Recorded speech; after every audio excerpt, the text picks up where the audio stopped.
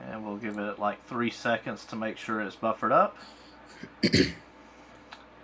And all right, good afternoon, everybody. This is JoeoftheWest. And I am Zeal of Sparta. And we're here today for another pseudo-random podcast for the second week in a row. If we keep doing this, we will actually have a schedule going. Yes, that would be good. Okay, well, so we don't have a lot of extra introduction to go, except some of y'all who are watching live may notice that we now have a new lower third. Not too impressive, but at least maybe you can read the text that's on the screen. So, without further ado, we're going to go into the first story, which I believe is yours, and I believe it's kind of a rant. No, I swapped up the listing a little. I actually wanted to start off by talking about some big news in the science world, particularly astronomy. Okay. The scientists at the LIGO Institute, which stands for Laser Interferometer Gravitational Wave Observatory.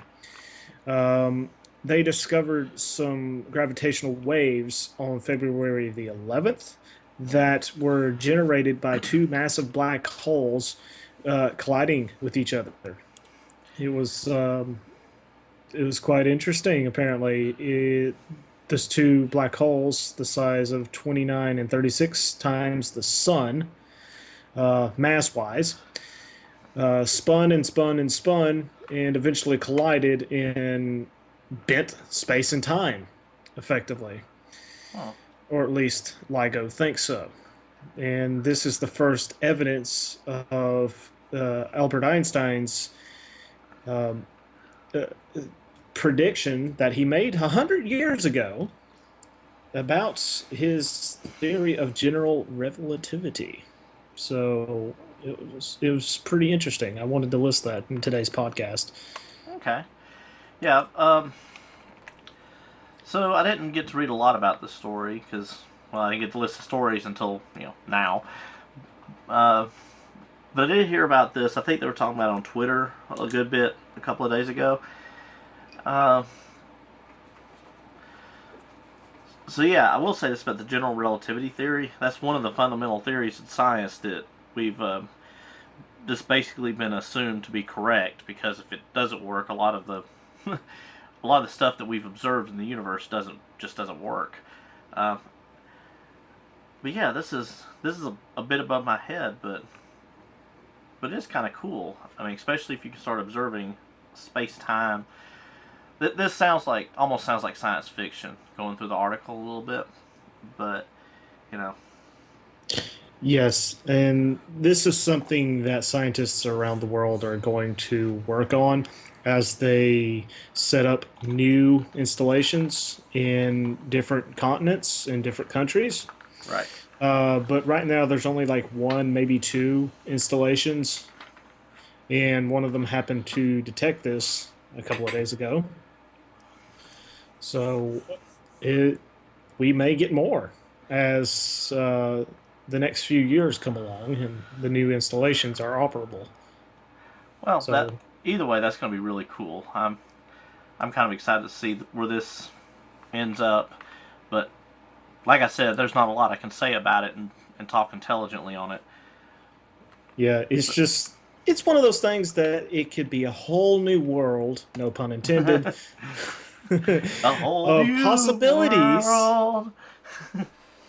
That's not what I was thinking, but yes. A new But yeah, found something. Never mind. I'm gonna stop being silly. So, yes, please. Uh, it will open up a whole new world of possibilities of future space and time travel if it fleshes out like people think. So, yeah. well, I What know. do you have today?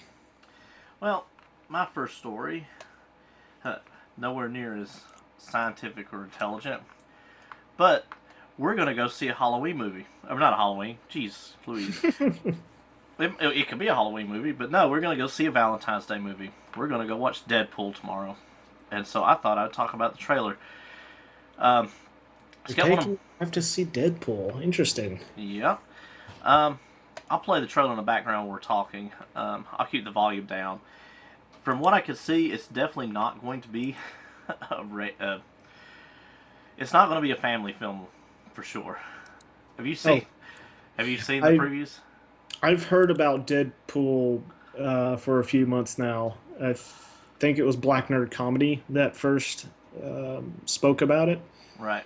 In maybe November. And I've been looking forward to it ever since. Well,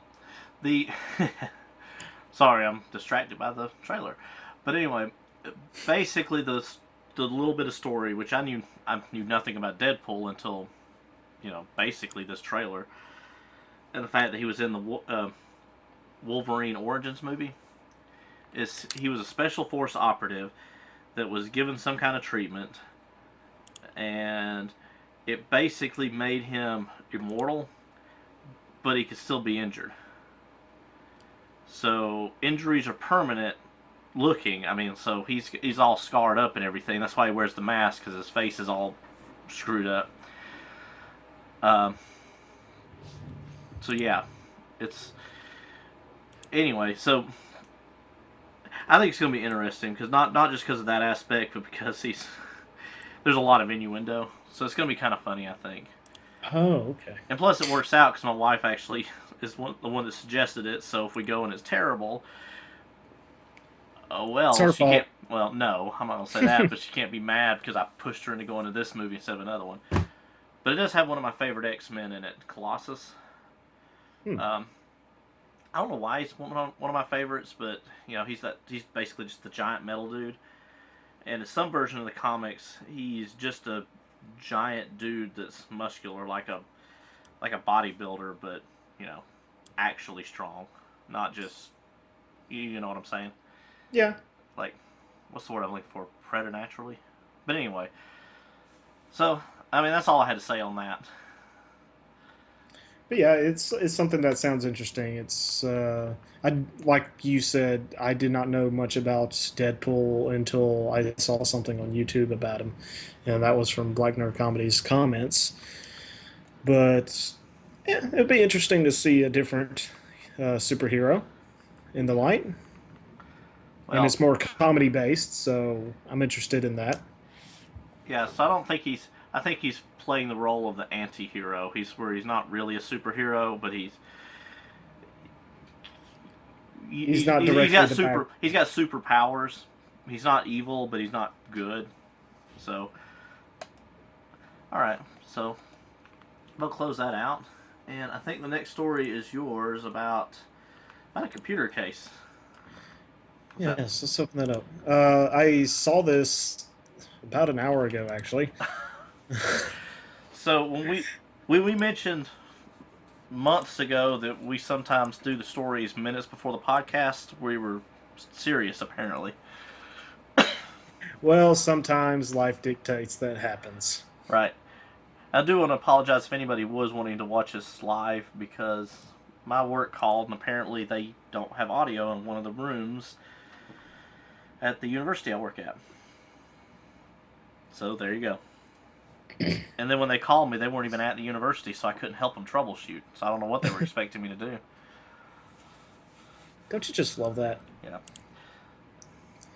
But yeah, I saw this link on Twitter, and it was like, it's kind of a cool case. So I thought I'd post it in the notes. It's a tiny case, realistically, apparently smaller than any other case of its kind, that will be made in the USA. Oh. Yeah, and it's called the Cerberus, previously known as Project Nova. Let's see, one of the group. So this looks like a case. I love how it's sitting on the rocks by the beach. Yes, that is fun. But it looks like if I was going to make a steam box, like a dedicated steam box, maybe something like this. Yeah, I like it because it can be a more discrete PC that I can, say, stick in the living room as a major media hub or a Steam box, like you said. Right. It could be a gaming console, it could be the main media center, it could be a variety of things. But one beauty that this case provides is that it can fit a board in it and two very large graphics cards, like the pictured Titans. I believe those are Titans. Yes, it doesn't say, but I think those are Titans. They're large anyway. Yeah, they are very massive cards, Wait, there we go. and Oh, it even has enough space for a it 750 does. SSD. Yes, but it's nestled between the two cards. Ah, yes, I see that. You got one of those within the past 2 months, right? Yeah, I think yeah, it was the 750. Yeah, this is the exact same one I've got. It's pretty awesome. Yeah, I I only saw the picture of your post on it yesterday, as a matter of fact. really, that's an old post. Yeah, I apparently missed it. Wow. But yeah, Yes. it's pretty neat. Now I've got that one as my C drive, essentially. Well, not essentially, actually. I will say this: up until Windows 10, you can't use that as a boot drive. Really? That's some of the technology they've shifted over where um, to boot from a PCI Express card, basically, or an MMC, I believe. Yeah, it's like MMC or MCC. Yeah, I think it's MMC. But anyway, the new generation of drives, you have to have Windows 10. It doesn't even work on 8.1, which that could have been a rant on its own because the when I tried to install it, I installed Windows 10 because everybody kept saying, including you, that and Microsoft, at least online, said you could install it, use your Windows 8 key, and you're good to go. Okay, so I did that. It wouldn't take it. And it wouldn't take it. And it wouldn't take it. And it wouldn't take it. And so finally I get on a live chat. One of the Microsoft actually found one of their live chats. And she said, you have to reinstall Windows 8, then activate it, then do the upgrade. And I didn't want to do that. And so I did that though, because she said, yeah, you can use your key, but you have to do this. And I'm like, so you're saying there's no way, because I was trying to get her, because I know they can do this, they can go in and override a key and say go ahead and work. Because I've had that happen in the past, back when I had one key, but I was constantly rebuilding my machine. Right. Well, she wouldn't do that. And I reinstalled 8, and it seemed to go on just fine, but it put all the boot sector stuff on my data drive, which is an old spinning drive. Mm. So it took forever to boot, and it took forever to load anything. But once it was loaded, it was screaming fast. So then I went and did some more research, and I found out I had to have a newer version of the ISO. Okay. Yeah, basically the November update. And once I got the November update, I could do it. Okay. So yeah, that's and I actually broke my own rules. I've got a rule: every time I go to reinstall my OS, I remove everything but the boot drive. And yeah, I didn't do that this time, so it stuck it on the first hard drive, which happened to be the one for all my documents. Okay. But yeah, it's a neat case, and I actually did not notice that sitting in between the two GTX cards there, that it had the M.2 SSD. It's called M.2, not MCC. Well, I think yeah, something like that. I think Yeah. MCC or MMC might be the type of SSD that is inside of that interface. I think M2 is the interface, MMC is the actual physical media. But whatever, it doesn't matter. It's kind of like IDE, Right. your SATA or your IDE is your interface, whereas your whatever. Right. Anyway, It's a new and improved form for data storage. and that does justify. I was kind of nervous about nestling mine between my two cards because of the heat. This vindicates that decision. It's possible. Yeah. It is certainly possible. I would look at something like this in the future because, frankly, my case, which is a Cooler Master Stormtrooper, yes, Stormtrooper, you heard that right, folks. It is a massive 32.2 pound case, which is also the same weight of a spare tire for a 3,300 pound car. It is heavy, and that's with nothing in it. It's just the case. Yeah, mine's not that heavy, but mine's large because when I bought it originally, I was playing around with overclocking, and so I needed a lot of room for airflow. This case I'm looking at here would not have a lot of airflow. No, my case, my Stormtrooper does have a lot of extra airflow and some very large fans, but it's designed to carry a lot of stuff with it, whereas this case is smaller, more compact, and weighs less than 12 pounds. Yeah, I'm And not seeing a lot of hard drives put in here. no, this is specifically a small data setup, Yeah. and it's just the tiniest case by far that you can fit all of this stuff in at 18.2 liters. But yes, it seems interesting, and I will consider it in the future for a different kind of rig instead of having to carry this large machine around. Right. Yes, Well, yeah, I wouldn't want to carry your computer around at all. it's a pain, Okay. and it has an optional handle, even though it's small. Yeah, mine doesn't have that. I'm thinking about getting a strap. They make these straps you put around them that has a handle on top. Thinking about getting one of those for mine. Not that I move it a lot, but when I do need to move it, it's kind of a pain. Right. But yeah, this is also a steel case for those who want to know. The designer said he wanted to make it so because it bends better. And it's just thinner in general than aluminum. They also have an aluminum style case that's larger than this. Okay. But I thought I would throw that in. And it's by Chimera Industries. Chimera with a K. Yeah, because that makes it edgy. So, what's this about iPhones, you say? Yeah, the next story. I love the segue, thank you. Okay, so it's just something I thought was interesting because, you know, bugs that people don't think about is if you grab somebody's iPhone, you set the date to January 1st, 1970, it puts it in a reboot loop. So the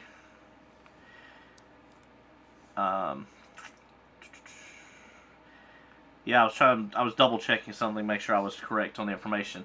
It's something that you can't really recover from. Now, I guess you could go to Apple and they could completely rewipe it. But what happens is it basically can't boot. So I'm not sure what the actual error is, but it's by setting the date to January 1st, 1970. That's the Unix epoch. That's basically the beginning of time for Unix, which is a lot of our stuff is based on. And actually, Apple's based heavily on it because Apple's based on Unix, and I think some of it's a mixture of Unix and maybe Debian under the hood. I believe so. Which is also strongly tied with Unix. So, yeah, I'm not sure what the actual error is creating, but it basically locks it into the Apple boot screen. And I can play the video here. I can play a few seconds of the video. Whoa. And that's not going to allow me to mute it, so never mind. I'm not going to play their video. So, you know, too bad, so sad. So, but basically, yeah, if you want to screw somebody over, take it up. You know, change their date on their iPhone. Yeah, I've noticed that recently that some of the newer iPhones are really buggy. I actually know someone who is at the Apple Store right now having it reset and probably replaced entirely because it's just not playing nice. It won't let them delete photos or receive messages. It will constantly fail, or even it will say message sent and then it will change its mind and say, no, the message wasn't delivered, while someone else is carrying on the conversation because they actually got it. And Now, that causes confusion. I wonder if that's a problem with the iPhone or the cell phone networks, because It's I've the res- iPhone. I'll cut you off there. It is okay, the iPhone because it's the 6 Plus software versus the regular 6 software. So okay, for some reason there is an issue. They were told by some people at Apple that it is a software issue with the iPhone itself, not the network. okay, And besides, Apple's iMessage in particular goes around the SMS system because when the iMessage was originally created for the original iPhone, SMS was not as well developed as it is now. It wasn't as reliable and could not carry as much bandwidth. So it was kind of spotty in coverage. right, So Apple just used their own network to channel it through their servers at the time. okay. And it just stuck. All right. Well, I do know that there are people who do SMS and regular text messaging on Android who've had that issue too, where it would be delivered then not, or show up out of order. Mm. So, but yeah. So, but if it's a known issue with Apple, then they have a fix for it, or should have a fix for it. They should, hopefully. Because her phone has been one headache after another, we'll say. That was just the short of it. I spent 2.5 hours helping them out just to get it backed up, and it was having issues where it will try to back it up, and then it will complain, hey, you need to delete the old backup manually before we can do this backup. No reason given. And it would run into errors with no reason given. But yeah, it's just weird. Yeah. So, I does she at least have a backup of her, a backup that she can open of her pictures and other whatever data she's got? We finally took care of that this morning. We had to. Let's see, what did we do? We had to change a bunch of settings on the phone itself before the computer could even recognize it. It was having issues with recognition. The iPhone would not even recognize the computer, and it would not transmit data. But they do have a backup of the pictures. Okay, that's the main thing, because push comes to shove, they could chunk the phone and get another one if they've got their data. Right. Okay. So, I guess next story is the one I thought was your first story. Yeah, I switched it last moment because I wanted to rant on it a bit because I think it's stupid. Yeah, Anyways, so I've got 6 photos here. So what order do you want me to show them in? I mean, it's the first two are of the main one in question. The second two are comparable. okay. It's a competitive brand. Basically, what we're talking about here, folks, is Dollar General is selling motor oil that will trash any car, or pretty much any car, with engines made after 1988. Okay, so I'm looking at the back, and I'm not. I guess tell me why this is destroying cars, or why this would destroy cars. It's simple. Oh, They're it does say it on the back. on the back, but not the front. It's labeled just like the other ones. The problem here is it's using uh, a standard that has been out of date for decades, and it's 6 generations out of date. Wow. Yeah, it in the 80s there was a new mandate that consumer grade motor oil used detergents to keep sludge from building up in engines, therefore extending the life of these engines. But what Dollar General is doing is selling weakly labeled and obsolete oil. It is severely obsolete. Um, and it's just simply deceptive because they're putting it alongside oil, which you'll see in slides 3 and 4, that is supposed to be used for any car. And this Dollar General tends to sell to lower income individuals or just lower people looking for a bargain. And they're selling this at a slightly lower price, but presenting it effectively like a competitive brand. It's just a store brand. It's a little bit cheaper because it's ours. We make a higher profit margin. But no, they'll show it as regular 10W30. And people don't realize that. It will say it's non-detergent on the back in the finer print, but people don't fully understand that or think to look at the back because they expect it. There is an expectation if it's being sold as one thing, it's current, that it's not obsolete. Unless it's specifically labeled on the front, hey, this is for a classic car made before date, or in this case, 1988. Okay. And there's another problem. If you go to slide 5, 6, they also sell what is known as SAE 30 motor oil. Right. That is for vehicles. It's on the same shelf, too. It is for vehicles intended, well, it's for vehicles with engines made before 1930. Being sold in your everyday shop. This is not a classics section. Or for some equipment, or farm equipment, right? Doesn't some farm equipment use straight weight oil? Isn't that what it's called? I believe so. Yeah. I can't remember. No, not much. Some, yes. But it's very limited. Dollar Generals do not tend to be in rural areas where farm equipment is widely available. Okay. It's very specific, and it's being sold as something comparable to what's in slide 3, 4, like the peak motor oil. Right. There's also Haviland and Pennzoil, etc. It's just poorly labeled, and it's deceptive. Well, I can tell you, I would never. If I was in a bind, I might buy the Peak, because if I was in a serious bind, because I sort of recognize that brand, but I probably wouldn't have if these were my 3 options and my oil lights on. Maybe the Peak, just to get me by. But it's got. I mean, I think this has got the same issue you're complaining about. Is that I don't see where it says non-detergent. Let's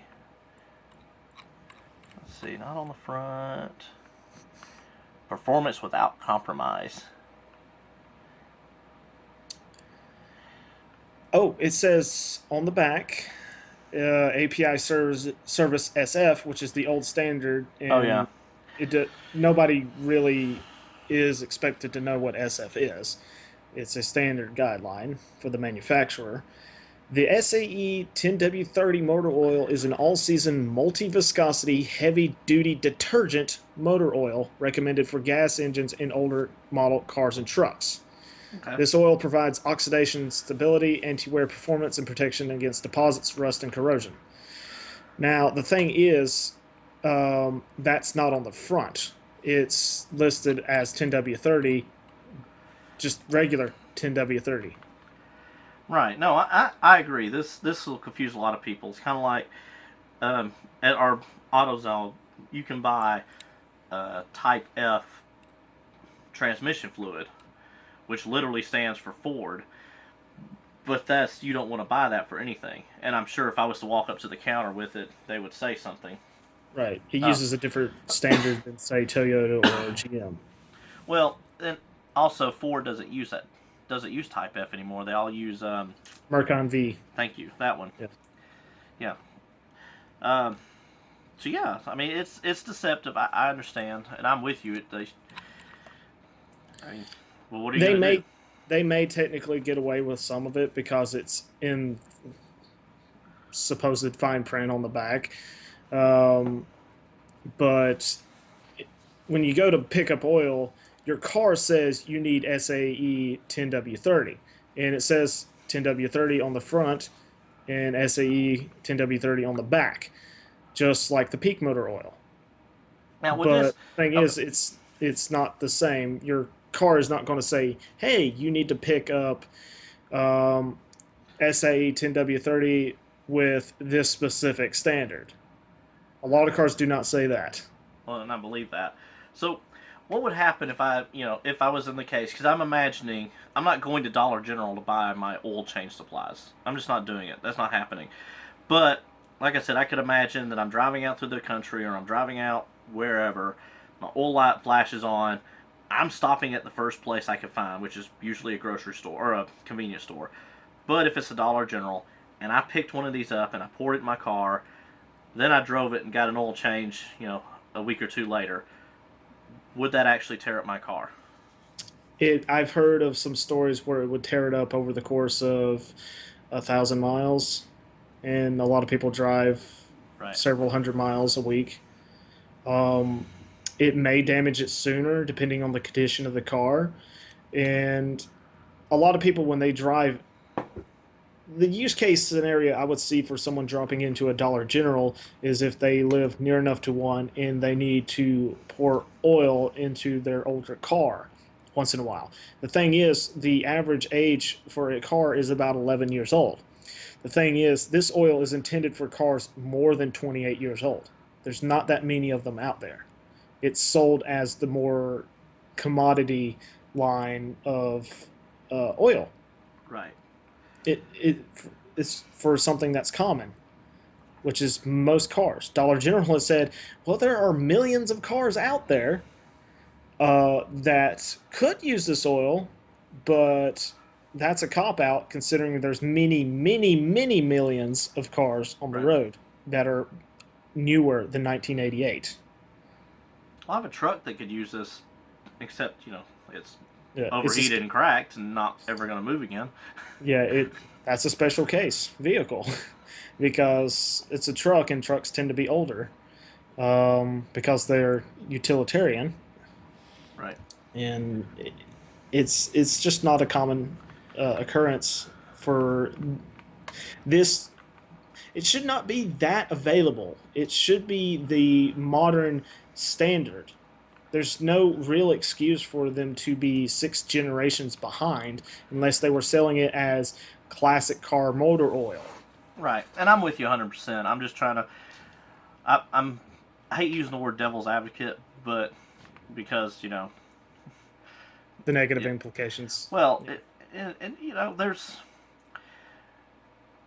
just because it doesn't make sense to you doesn't mean it doesn't make sense to anybody. But I'm with you 100% on if it's not, if it should be labeled as some way for cars, on the front maybe. Because like I said, okay, so the first one, it's got a big caution. This oil is rated API, or blah blah blah blah blah. And if you're following the guidelines that you're supposed to, you would pick it up and you would read that giant, capitalized, bold caution statement. But most people aren't going to do that. Most people are looking for oil. They're, Yeah, oh crap, the oil light's on. But yeah, you expect things on the back to be like directions and certain cautions, like keep out of reach of children. On the front, it's a display to advertise what it is specifically, and it would be a quick identifier for someone to know what it's used for. right, okay, well, Yeah, so I it's think we're in just agreement. I just, it's one of those things. Another phrase I hate to use. It is what it is. yeah. In my opinion, though, this goes beyond caveat emptor. Buyer It's beware. more, yeah, it's Yeah. more than just buyer beware. It should be more obvious than this. I know people should read labels, but it's there. There's a difference between be careful, don't squirt this in your eyes, and please hold it 6 inches away from your tire if you're spraying like tire shine, for example, on your vehicle, which was on the same shelf. Right. Um, there's a difference between, hey, you should hold it 6 inches away and not up against it or a foot away.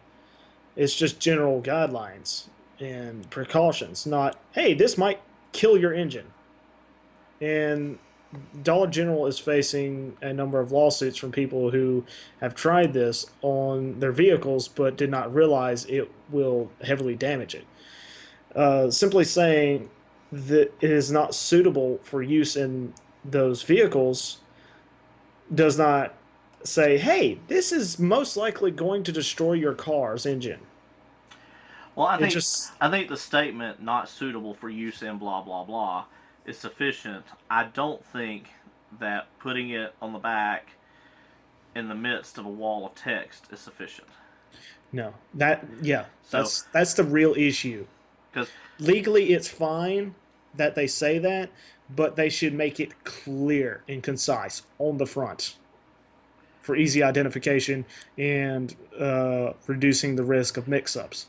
Because this is, on the front of it, it's sold as every other motor oil would be sold.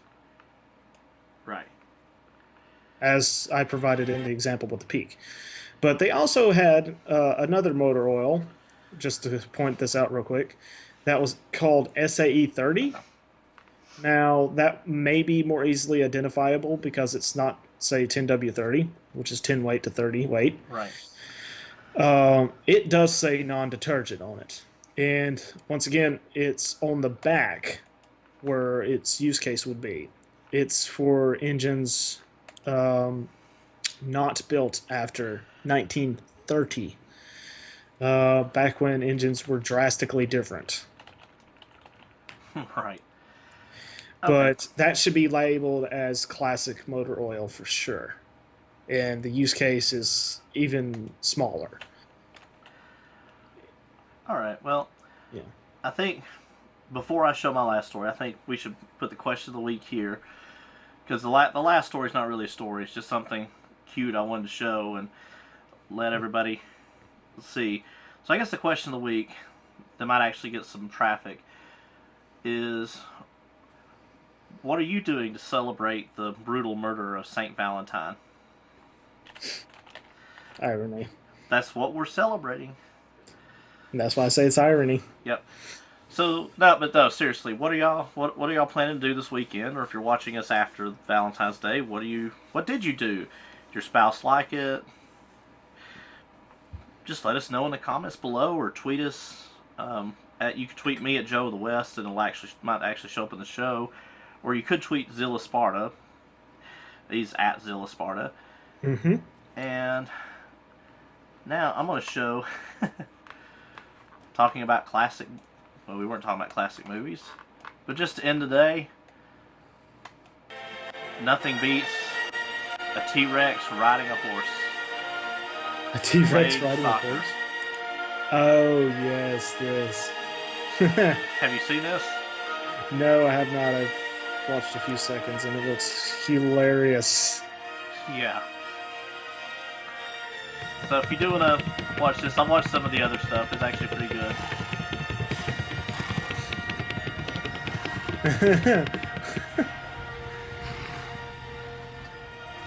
Anyway, so I'm going to mute that.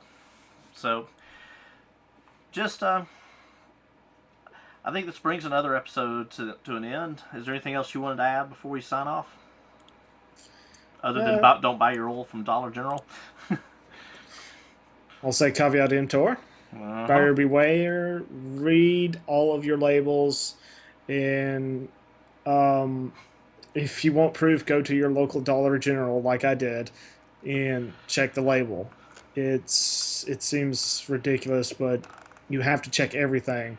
And honestly, it's a waste of people's time if it's not concisely labeled in an obvious way. And yeah.